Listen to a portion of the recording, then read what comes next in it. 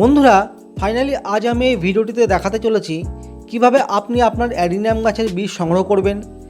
বীজ সংগ্রহ করার পরে চারা গাছ দেওয়ার জন্য কেমন ধরনের বীজ নির্বাচন করবেন, সবশেষে কিভাবে আপনি বীজ থেকে চারা গাছ তৈরি করবেন। এই ভিডিওটিতে বীজ সংগ্রহ করা থেকে বীজ নির্বাচন, চারা দেওয়ার জন্য পাত্র নির্বাচন এবং চারা বড় হওয়া পর্যন্ত সম্পূর্ণ বিবরণ এই ভিডিওটিতে স্টেপ বাই স্টেপ আপনাদেরকে দেখাবো। আপনারা যারা শখে বাড়িতে ফুল গাছ লাগিয়ে থাকেন, অন্ততপক্ষে একটি বীজ সংগ্রহ করে আপনিও পারবেন একাধিক চারা গাছ তৈরি করতে। গুণগত মানের একটি বীজ হলে সেই বীজ থেকে অন্ততপক্ষে 50 থেকে 70টির বেশি চারা গাছ তৈরি করা সম্ভব।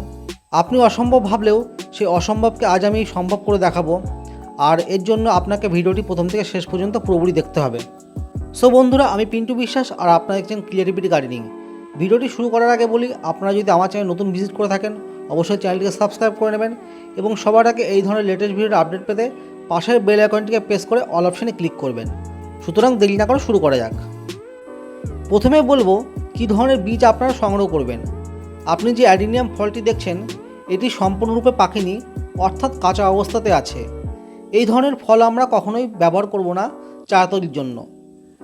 এবং এই যে ফলটি দেখছেন এই ফলটি সম্পূর্ণরূপে পেকে গেছে এবং এই ফল থেকে বীজগুলো বাইরে বেরিয়ে এসেছে। এই ধরনের বীজ আমাদের সংগ্রহ করতে হবে বা এই ধরনের ফল আমাদের সংগ্রহ করতে হবে। সংগ্রহ হয়ে গেলে বীজের গায়ে যে সরু সরু রোম দেখছেন এগুলোকে প্রথমে বীজ থেকে আলাদা করতে হবে। প্রচুর বীজ আপনারা দেখতে পাচ্ছেন, সো একটু সময় লাগবে এই বীজগুলোকে সংগ্রহ করতে। বীজের গায়ে থাকা রোমগুলি থেকে যখন আপনারা বীজটিকে আলাদা করবেন তখনই আপনাদের সঠিক বীজ নির্বাচন করতে হবে, কারণ এই বীজের মধ্যে অনেক বীজই থাকবে নষ্ট। তা সেগুলিকে আপনারা কিভাবে বুঝবেন কোনটি নষ্ট বীজ? বীজ থেকে যখন আপনারা সুতোগুলিকে বা রোমগুলিকে আলাদা করবেন তখনই আপনারা দুটি আঙুল দিয়ে বীজগুলিকে টিপে টিপে দেখে নেবেন। যেটি ভালো বীজ সেটি পরিপূর্ণ থাকবে এবং যেটি নষ্ট বীজ সেটি ভেতরে ফাঁপা থাকবে। এইভাবে আপনারা সঠিক বীজটিকে নির্বাচন করে আপনারা একটি আলাদা পাত্রে রেখে দেবেন। বীজগুলিকে একটি পাত্রে সংগ্রহ করার পরে প্রথমে সেই বীজগুলিকে আপনাদের শোধন করতে হবে। এর জন্য আপনাদের হাতের কাছে যে কোনো ধরনের ফাঙ্গিসাইড আপনারা ব্যবহার করতে পারেন। আমি ইউপিএল কোম্পানির সাপ ব্যবহার করছি বীজগুলিকে শোধন করবার জন্য। আপনারা আপনাদের হাতের কাছে যে কোনো ধরনের ফাঙ্গিসাইড ব্যবহার করতে পারেন বীজগুলি শোধন করবার জন্য। বীজগুলিকে শোধন করবার জন্য সে পাত্রে রাখা বীজের মধ্যে অল্প পরিমাণে আপনারা ফাঙ্গিসাইড পাউডার মিশিয়ে নেবেন এবং বীজগুলিকে ভালো করে সে ফাঙ্গিসাইড পাউডারের সাথে মিশিয়ে নেবেন, যাতে কোনো বীজ বাকি না থাকে সেদিকে আপনাদের খেয়াল রাখতে হবে। এইভাবে বীজগুলিকে ভালো করে শোধন করার পরে তবে আপনাদের বীজগুলিকে বসাতে হবে।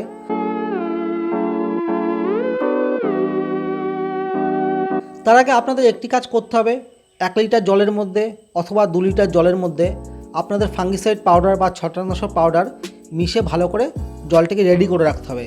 এই জলটি আমাদের পরে লাগবে কাজে।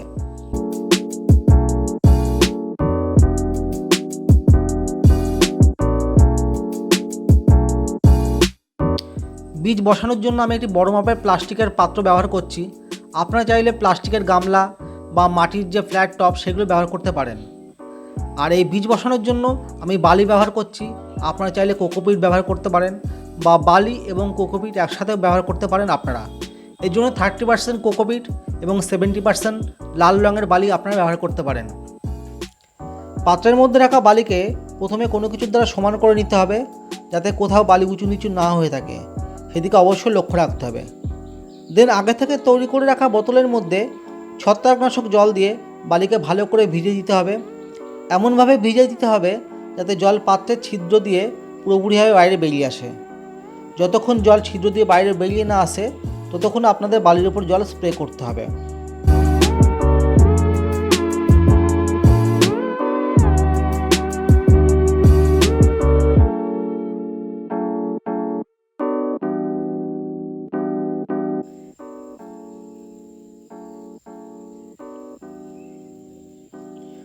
জল দেওয়া সম্পূর্ণ হয়ে গেলে অল্প অল্প করে বীজ আপনাদের বালির উপর ছিটিয়ে দিতে হবে।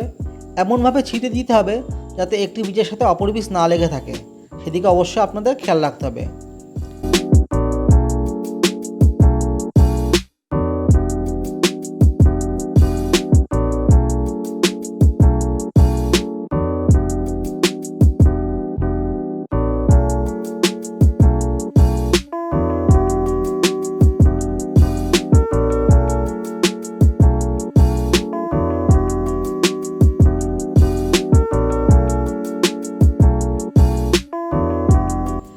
বীজ ছেটানো কমপ্লিট হয়ে গেলে বীজের ওপর অল্প পরিমাণে বালি ছিটে দিতে হবে।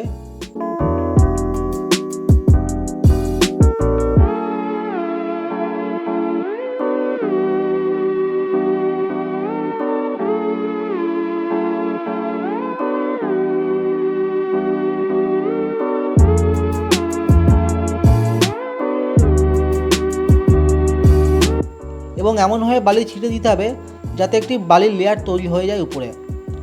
সম্পূর্ণরূপে লেয়ারটি তৈরি হয়ে গেলে একটি কাঠির মাধ্যমে বালিকে সমান করে দিতে হবে। বালি সমান হয়ে গেলে অল্প পরিমাণে বোতলে রাখা ছত্রাকনাশক জল দিয়ে বালির উপর স্প্রে করে দিতে হবে। ছত্রাকনাশক জল দেওয়া সম্পূর্ণ হয়ে গেলে একটি ছায়াযুক্ত জায়গায় বা একটি ছায়াযুক্ত শেডের নিচে পাত্রটিকে 7 থেকে 10 দিনের জন্য রেখে দিতে হবে।